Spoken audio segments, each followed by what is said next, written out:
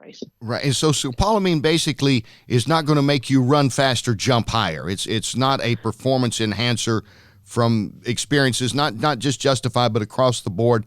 It's not seen as a performance enhancer. Is that right, Dr. Scollay?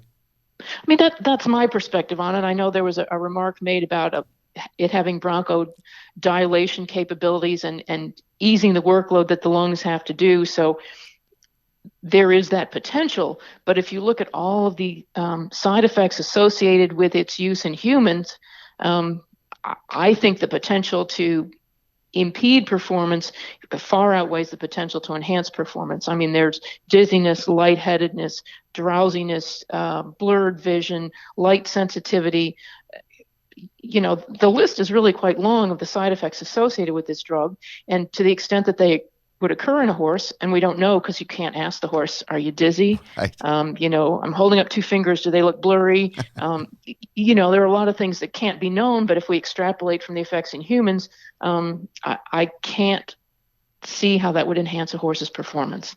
And just to give you some perspective, in human sport, the U.S. Anti-Doping Agency considers scopolamine a permitted medication. Mm-hmm. So they, and they're pretty keyed in on performance enhancing drugs. And it is not a prohibited substance for them. It is on their permitted medication list. Now, you'd still have to have a prescription and a legitimate justification for using it. You can't just decide to use it. But they apparently, human sport does not view it as something that would enhance performance. And I would guess that, as you mentioned, that drug testing, having covered some Olympics, from equine to boxing and a few other things, that when the anti-doping people say we don't have a concern about it because we know some medication, like an inhaler and things have been in the past turned out to be a banned thing. If they're allowing it, I can't get too excited that this is a performance enhancer then. Listen, there's a lot of money at stake here. Trainers are not going to ruin their whole career over a horse or two. And everybody wants these horses to be healthy. You want to go out there and win the race. You're hoping maybe to go on to a breeding career. And so it's in everyone's best interest for the horses to be as healthy as they can be. And that's really a simple, but I don't think, again, a naive statement. No, I don't think it's naive at all. And certainly in the climate in which we are currently existing, we all need to be on our absolute best behavior every day.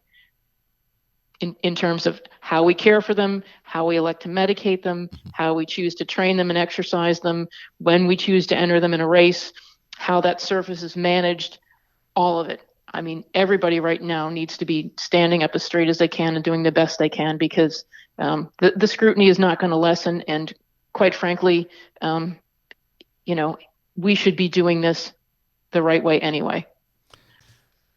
But Kenny, if nothing else, if we can't come up with a governing body because of the state rules, I understand that because of the gambling. Right. But if nothing else, why can't we have some kind of an oversight commission that, say, the stewards can call on a Saturday in New York when they've got a questionable call, like in the NFL? Why can't they have a direct line to a group of stewards who oversee everybody and who can give them advice on how to handle a bad call? Why can't we take a positive test to an overseeing group who advise them on how to handle it?